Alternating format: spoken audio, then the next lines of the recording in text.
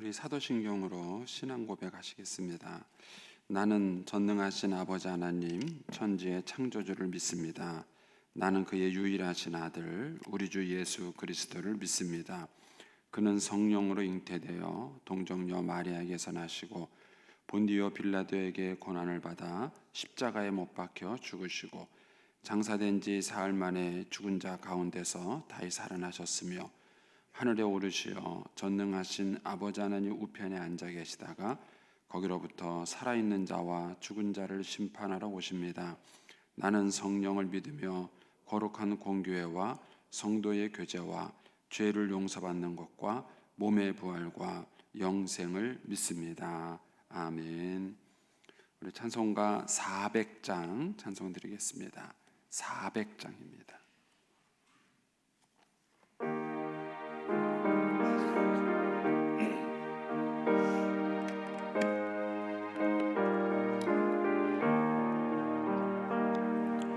험한 시험물 속에서 나를 건져주시고 노암 풍랑 지나도록 나를 숨겨주소서. 주여 나를 돌아보사 고이 품어주시고 험한 풍파 지나도록 나를 숨겨주소서. 권세 능력 무한하사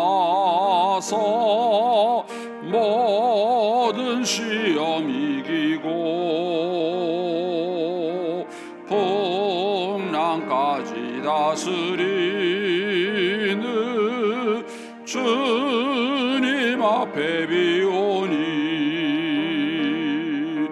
주여 나를 돌아보사 고이 품어주시고 험한 풍파 지나도록 나를 숨겨주소서. 죄악길에 빠지니 몸 깜깜한데 헤매며 부르짖는 나의 원 들으소서. 내 주여 주여 나를 돌아보사 고이 품어주시고 험한 풍파 지나도록 나를 숨겨주소서.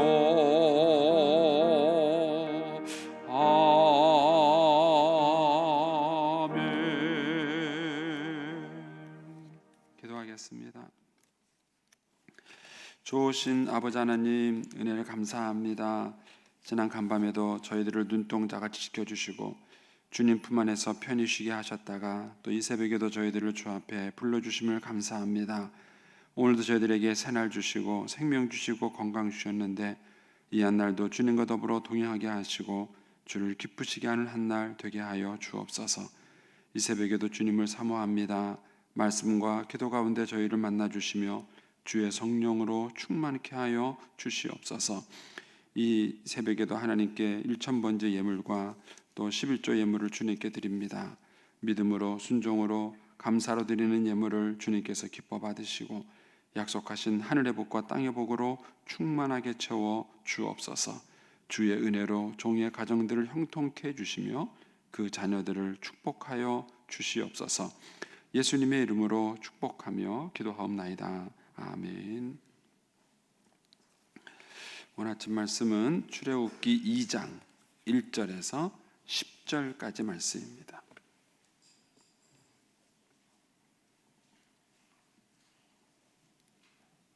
출애굽기 2장 1절에서 10절까지 말씀입니다.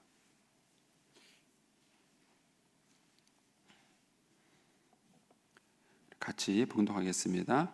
레위 가족 중 한 사람이 가서 레위 여자에게 장가들어 그 여자가 임신하여 아들을 낳으니 그가 잘생긴 것을 보고 석 달 동안 그를 숨겼으나 더 숨길 수 없게 되매 그를 위하여 갈대 상자를 가져다가 역청과 나무진을 칠하고 아기를 거기에 담아 나일강과 갈대 사이에 두고 그의 누이가 어떻게 되는지를 알려고 멀리 섰더니 바로의 딸이 목욕하러 나일강으로 내려오고 시녀들은 나일강가를 거닐 때에 그가 갈대 사이에 상자를 보고 시녀를 보내어 가져다가 열고 그 아기를 보니 아기가 우는지라 그가 그를 불쌍히 여겨 이르되 이는 히브리 사람의 아기로다. 그의 누이가 바로 딸에게 이르되 내가 가서 당신을 위하여 히브리 여인 중에서 유모를 불러다가 이 아기에게 젖을 먹이게 하리이까. 바로의 딸이 그에게 이르되 가라 하매 그 소녀가 가서 그 아기의 어머니를 불러오니 바로의 딸이 그에게 이르되 이 아기를 데려다가 나를 위하여 젖을 먹이라. 내가 그 삭슬 주리라. 여인이 아기를 데려다가 젖을 먹이더니 그 아기가 자라매 바로의 딸에게로 데려가니 그가 그의 아들이 되니라. 그가 그의 이름을 모세라 하여 이르되 이는 내가 그를 물에서 건져내었음이라 하였더라. 아멘. 이 새벽에도 주의 은혜와 축복이 함께 하시기를 축원합니다. 이제 오늘 본문의 말씀은 이제 모세가 이제 태어나는 과정과 그다음에 이제 모세가 어떻게 해서 이제 그 바로의 궁에 들어가서 애굽의 왕자로 크게 됐는가 하는 이제 대한 배경 설명을 해주고 있습니다. 그런데 이제 이 출애굽기를 이제 조금 더 큰 범위에서 보시면은 좋습니다. 하나님께서는 이제 이스라엘 민족을 이렇게 큰 민족을 형성하도록 그렇게 하셨고, 그리고 난 다음에 이 이스라엘 민족을 구원해내서 하나님의 거룩한 나라를 만드는 것이 하나님의 계획입니다. 그래서 이제 지금까지는 이제 커다란 민족을 형성을 시켰고, 이 민족이 형성된 이스라엘 백성들을 애굽에서 건져내는 것이죠. 근데 그 건져내는데 하나님이 이제 그 구원의 드라마를 이제 시작을 하는 거예요. 그리고 이제 그 건져내는 일을 하는데 누구를 통해서 하시느냐면은 모세를 통해서 하시는 겁니다. 그렇다면은 오늘 이 출애굽 본문의 이 사건 후에 하나님은 모세를 부르셔서 다시 애굽에 보낼 때가 80년이 지난 세월이에요. 그러니까 80년 후에 하나님 모세를 부르셔서 이제 애굽에 보내서 출애굽을 시키는 것이죠. 그러니까 하나님은 이때부터 이미 일을 시작을 하신 거예요. 하나님의 구원의 역사, 그러니까 사도 바울이 이것을 깨닫고 창세전부터 나를 부르시고 예정하신 하나님이시다. 이렇게 이제 바울이 고백을 한 거예요. 그러니까는 어느 날 그 한순간에 나를 부른 게 아니에요. 우리 인간은 안목이 굉장히 짧기 때문에 그 순간만 생각을 하는 거죠. 그런데 하나님은 이미 이 과정에 모세를 주시고 그리고 이제 모세를 태어나게 하는 이 과정 속에서 이미 하나님은 80년 후에 이 모세를 다시 부르실 거를 염두에 두고 계시는 거예요. 그리고 또 이미 이제 여러분들이 설교를 들어서 많이 아시겠지만 이 모세가 이스라엘 백성들의 지도자가 되기 위해서는 이 애굽의 문화와 이제 여러 가지 많은 그 학문적 지식들이 필요했고 그가 리더십이 필요했어요. 여러분 한 교회에서 제가 이 부여교회에서 이 1000여 명의 성도를 관리하는 것도 쉽지 않습니다. 그런데 200만 명이나 되는 백성들을 관리하고 리더하기 위해서는 실력이 있어야 되는 거죠. 그 40년의 세월을 하나님은 이제 모세에게 이제 애굽에서 학문을 배울 수 있도록 하신 거고, 그 다음에 그 또 40년의 세월은 광야를 알아야 되는 거죠. 이스라엘 백성들이 40년을 광야에서 지내게 됐는데 그 광야를 잘 모르고 어떻게 거기를 또 지도자가 될 수 있겠습니까? 광야 생활과 모세의 영성과 이런 것들을 위해서 또 40년을 훈련시키는 거예요. 그렇게 해서 80년을 훈련시키고 난 다음에 모세를 불러서 하나님이 지도자로 쓰시는 겁니다. 이제 그런 과정의 시작이 오늘 말씀인 거예요. 그러니까 하나님은 굉장히 오랜 세월 동안 이 구원의 드라마를 준비하고 역사하시는 겁니다. 이게 하나님이세요. 그래서 사도 바울이 이것을 알고 창세자 안에 나를 부르신 하나님, 이렇게 이제 고백을 했던 것입니다. 이제 그런 이제 큰 관점에서 이제 오늘 본문을 보시면 먼저 1절 말씀과 이제 2절 말씀에 보시면 재밌죠. 레위 가족 중 한 사람이 가서 레위 여자에게 장가를 들어 이 엄마 아빠의 이름이 있는데도 이름을 여기선 밝히지 않습니다. 이름을 밝히지 않고 그냥 레위 가족 중에 한 남자, 한 사람, 그리고 레위 가족 중에서 한 레위 여자. 그러니까 누가 누군지를 모르는 거죠. 이름을 일부러 밝히지 않아요. 나중에 이제 이름이 나옵니다. 근데 여기서는 일부러 이름을 밝히지 않아요. 그러니까 한 남자와 한 여자가 결혼을 했다. 그리고 난 다음에 뭐 했다? 2절에 가면은 그 여자가 임신하여 아들을 낳았다. 둘을 건너뛴 거죠. 요 사이에 미리암도 있었고 아론이 있었죠. 모세의 누나가 미리암이 있고 아론이 있고, 모세는 셋째예요.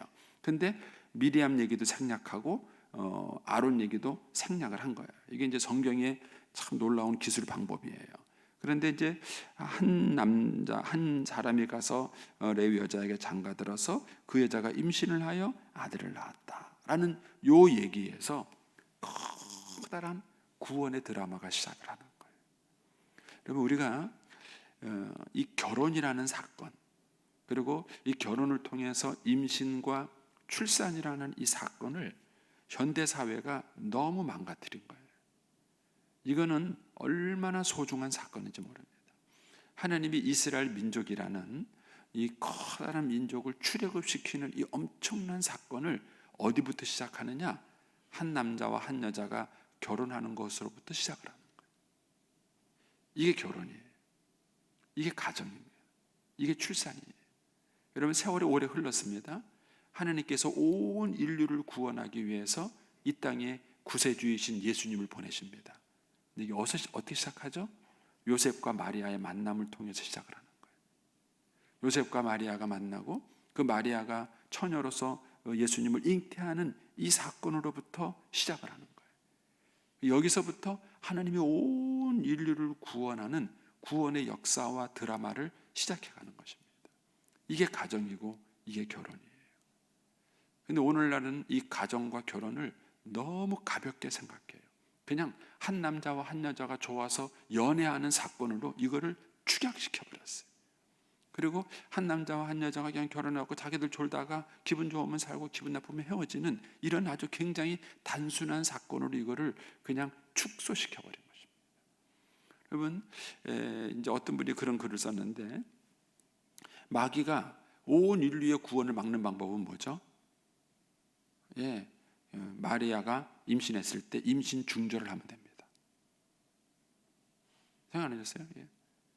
마리아가 예수님을 잉태했을 때 이게 뭐야? 그리고 임신 중절 시켜버리면요, 그걸로 예수 그리스도는 죽는 거예요. 그러면 온 인류를 구원하는 구원의 역사는 끝나는 겁니다. 여러분, 한 아기가 죽는 것이 아니라 온 세상에 영향을 미치는 거예요. 그러니까 이 한 남자와 한 여자가 결혼을 해서 임신하는 이 사건은 엄청난 사건인 거예요. 근데 우리는 이런 무게를 가지고 가정을 보지 않고 결혼을 보지 않고 출산과 양육을 보지 않는 거예요.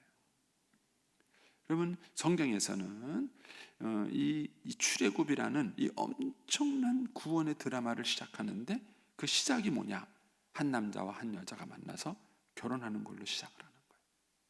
그리고 한 남자와 한 여자가 만나서 그 아이 그 속에서 한 아기가 태어나는 것이 이 출애굽이라는 엄청난 드라마를 써나가는 이 구원의 역사를 이루어 나가는 시작점이라는 것입니다. 이거를 모세의 엄마 아빠가 알았을까요?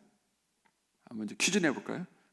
모세의 엄마 아빠가 태어나는 이 모세가 그 다음에 자라가지고 막 지도자가 될 거고 이 민족을 출애굽시킬 것이다, 이런 걸 알고 키웠다. 모르고 키운 거죠. 그걸 어떻게 알겠어요? 그럼 어떻게 이런 일에 쓰임 받을 수 있었던가? 그게 믿음이고 순종이에요. 여러분, 인생을 여러분들이 살아가는 동안에 아는 게 얼마나 있으세요? 대부분은요, 살고 난 다음에 비시시 알아요. 살고 난 다음에 비시시 알아요. 저도 요새 이제 반성을 좀 많이 하는데 제가 이제 언제 그런 얘기 했잖아요. 저희 딸애가 이제 이제 우리 아라를 키우는 동안에 좀 이렇게 힘들어하는 모습이 보여요. 그래서 제가 좀 안쓰러워서 얘기를 하면은 제 아내가 옆에서 한다는 말이 그래요. 나도 그렇게 했어. 나도 그렇게 했어. 나도 그렇게 해서 새 키웠어. 그렇게 말을 해요. 뭔가 하고 싶은 말이 저한테 있는 거죠. 근데 그 당시에는 그거를 충분히 몰랐어요. 세월이 지나고 난 다음에 아는 것이죠. 이것이 인간이 가지고 있는 짧은 안목의 한계. 이거를 극복하는 방법은 뭐냐? 하나님을 믿고 순종하는 거. 하나님 믿고 순종하는 거. 그러니까 저도 이제 후배들하고 이렇게 같이 목회를 하다 보면은요, 후배들이 자기 안목을 가지고 저를 평가해요. 자기 안목을 가지고 저를 평가하고, 이제 고 목사님하고 지내면서 뭘 도움을 받을까, 뭘 배울 수 있을까, 그렇게 하는 친구가 있어요. 그러니까 자기 안목일 뿐이에요.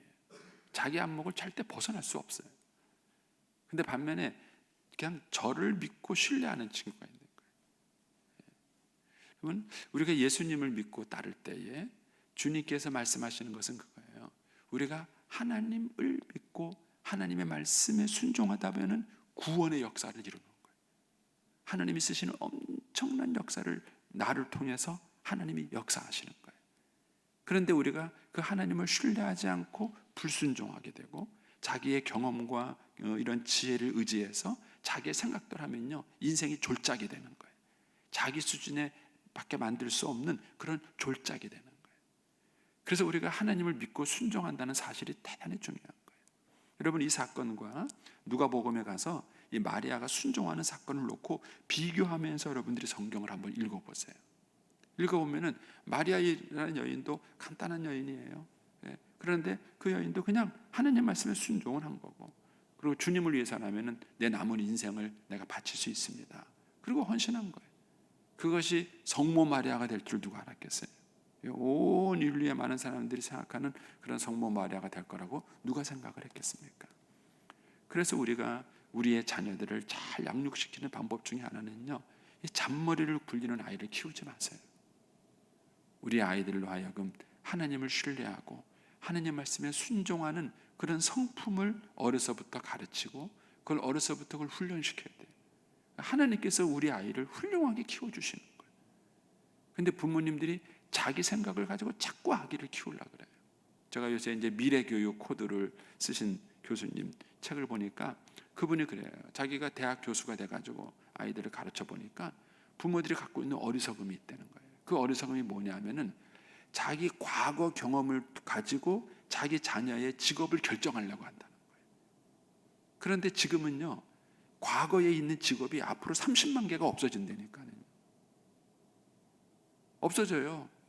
그러면 미래에는 이 아이가 어떤 직업을 가질 것인가에 대해서 과거의 부모의 경험을 바탕으로 결정하면 망하는 거예요.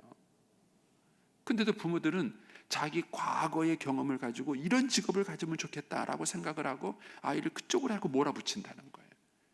그래가지고 아이들이 대학을 오는데 한심하다는 거예요. 대학에 와서 공부하는 아이들을 보면 한심하다는 거예요. 그러니까 이런 것들이 인간이 가지고 있는 어리석음이에요. 그러니까 우리가 하나님을 신뢰하고 하나님의 말씀에 순종하는 그런 아이를 키우면 하나님께서 이 아이를 만들어 가시는 거예요. 마치 하나님이 모세를 만들어 가듯이 하나님께서 이 아이를 만들어 가서 세워 가신다는 것입니다. 그것이 믿음의 중요한 원리인 것이죠. 하나님은 이렇게 가정과 결혼과 출산을 귀하게 보십니다. 저와 여러분이 요즘 이것을 회복해야 돼요. 어떻게 우리 사회의 이 타락한 이 관점을 다시 회복시킬 수 있을 것인가? 교회가 가정이 얼마나 소중한지, 임신과 출산이 얼마나 소중한지, 이것을 우리가 우리 아이들에게 가르쳐주고 어떻게 그것을 우리가 확신할 수 있겠는가 하는 것입니다.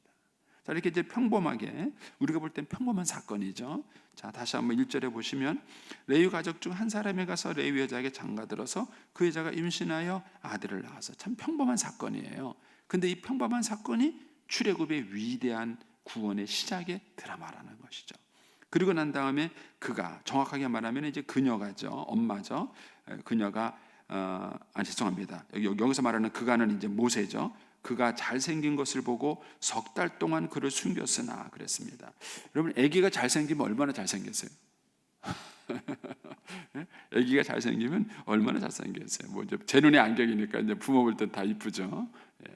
근데 이거를 히브리서에서는요 이렇게 이제 썼어요. 히브리서 11장 23절에 가면 믿음으로 모세가 낳았을 때에 그 부모가 아름다운 아이임을 보고 석 달 동안 숨겨 왕의 명령을 무서워하지 아니하였으며 이랬습니다. 그러니까는 모세가 태어났을 때 그 모세의 부모가 그 아이가 아름다운 아이인 걸 봤다는 거예요. 아름다운 아이. 이거를 이 히브리서 기자는 뭐라고 설명하냐면은 믿음의 눈으로 봤다. 이렇게. 그럼 바로 왕은 제국의 눈으로 보니까 이 아이가 태어나면 안 되는 아이예요. 이 아이는 죽여야 될 아이예요. 제국의 눈으로 보면 그런 거예요. 그런데 믿음의 눈으로 보니까 이 아이는 존귀한 거예요. 그리고 이 아이를 살리기 위해서라면은 온 가족이 목숨을 걸어도 될 만한 아이로 보게 만드는 거예요. 이런 우리가 어떤 시각을 가지고 보느냐 하는 것이 엄청난 결과를 갖고 오는 거예요. 그런데 우리 시대가 이 눈을 자꾸 약화시키는 거예요. 그러니까 저는 우리 사회가 요즘 일어나는 것이 저는 한 가지 사건이라고 생각이 돼요. 뭐 5번 뭐죠? N번방 사건인가요? 뭐 그래서 여성을 성노리개로 쓰는 거나 또 어린아이를 뭐 유아를 확대하는 거나 뭐 이런 모든 맥락을 다 보면은요 사람을 보는 눈이 심각하게 삐뚤어지는 거예요. 사람을 존엄하게 보지 않고 상품화시키고 자기의 이익과 이득의 재료로 보는 그런 관점이에요. 이거를 언제부터 훈련시켰냐는 거예요. 우리 사회가 계속 아이들을 1등, 2등만 강조하다 보니까 결국 제국주의 사상을 키워놓고 마는 거예요. 아이들이 그 왕따를 시키고 아이를 때리고 하는 것도 마찬가지예요. 저도 어렸을 때 크면은 그런 게 있었어요. 막 여자아이들 고무줄 놀이 하면 고무줄 끊고 막 치마 들치면서 막 아이 새끼 하고 막 그리고 뭐 누구 어떤 애가 있으면 이제 이상하다고 막 놀리고 뭐 이런 것들이 어린아이들이 있긴 있어요. 그러나 지금처럼 이렇게 심각하지 않은 거예요. 어떻게 이렇게 잔인하게 아이들이 학교 폭력을 할 수 있는지, 그리고 아이들을 때리고 그렇게 할 수 있는지. 그럼 이런 것들을 자꾸 학교에서는요, 그냥 한 개인의 잘못으로 자꾸 치부해 가는 거예요. 우리 공동체의 잘못이라고 생각하지 않는 거예요. 대체 우리가 아이들을 어떻게 교육을 시켰고 어떻게 아이들을 이 관점을 가르쳤길래 그런 행동이 나오는지 선생님들이 반성을 하셔야죠. 그런데 그런 관점으로 바라보지 않고 무조건 그 아이가 잘못됐고 그놈이 못된 거예요. 이런 식으로 우리 사회 문제를 치부해 가는 것입니다. 그런데 이 사람들을 보면은요, 하나님께서 이 가정에 아이를 주셨는데 이 아이를 보고 믿음의 눈으로 바라본 거예요. 이 아이가 참 준수하다. 이 아이가 참 존귀하다. 이 아이가 참 귀하다. 믿음의 눈으로 바라본 거예요. 어느 정도 믿음의 눈으로 바라봤냐? 이 아이를 위해서 온 가족이 목숨을 걸은 거예요. 이 모세를 살리려다가 발각되면은 다 죽는 거예요. 그런데 그 정도 가치 있는 일이라고 생각을 한 거예요. 저는 요즘 엄마들이 과연 아이들을 키울 때 그 정도 가치를 갖고 있을까? 이 아이를 키우는 것이 그 정도 내 생명을 걸고 모든 것을 바칠 만큼 가치 있는 일이고 보람이 있는 일이고 중요한 일이라고 생각을 할까 하는 거예요. 어거스틴이 발견한 게 뭐예요? 이 세상에, 이 지구상에 죄인이 나 한 명이었다 할지라도 하나님께서 나를 위해서 예수 그리스도를 보내시고 예수님이 나를 위해서 십자가에 달리셨을 것이다. 그게 어거스틴의 고백이에요.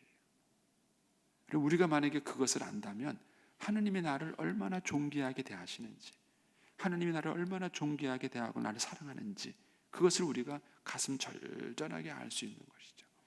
그런데 그런 눈과 시각을 이제 잊어버린 것입니다. 사람들이 제국에 대한 두려움 때문에 그걸 다 잊어버린 거예요. 그러니까 많은 히브리 사람들이 이 제국에서 바로 왕이 시키는 대로 애를 죽이는 거예요. 그런데 이 가정은 그렇게 하지 않은 거예요. 이게 믿음이고 이게 신앙이에요. 그 당시에 제국이 명령하는 대로 따르지 않고 이들은 믿음의 눈을 가지고 이 아이를 키운 것이죠. 그래서 이제 거기 보면 더 숨길 수 없게 되매 그를 위하여 갈대 상자를 가져다가 역청나무를 치라고 아기를 담아 나일강가에 씌우고 그의 누이가 어떻게 됐는지 알려고 멀리 섰다. 모세와 아론의 나이 차이는 3살입니다. 그러면은 이 미리암과 모세의 나이 차이는 몇 살일까? 성경에는 정확한 정보가 없습니다.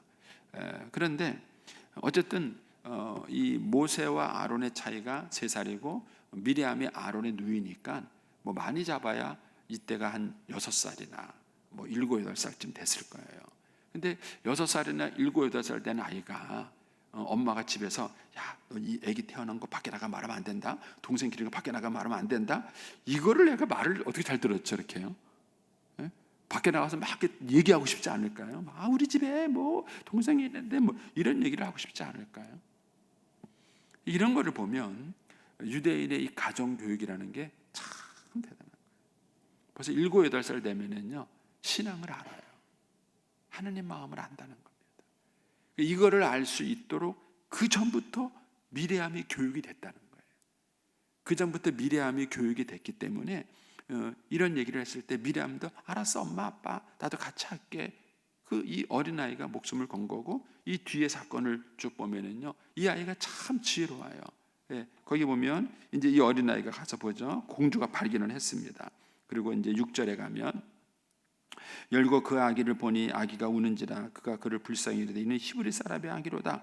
그의 누이가 바로의 딸에게 이르되 내가 가서 당신을 위하여 히브리 여인 중에 유모를 불러다가 이 아기에게 젖을 먹이리까. 이게 참 지혜로워요. 여기 보세요. 내가 가서 이 아기를 위하여 이렇게 말하지 않아요. 지금 애가 막 울잖아요. 애가 좀 배고파갖고 젖을 못 먹어서 배고파서 막 우는 거예요. 예, 막 우니까는요 이 바로 공주 마음에 이제 모성애가 발동한 거죠. 발동해서 엄마 너 이 아기가 안타까운 거예요.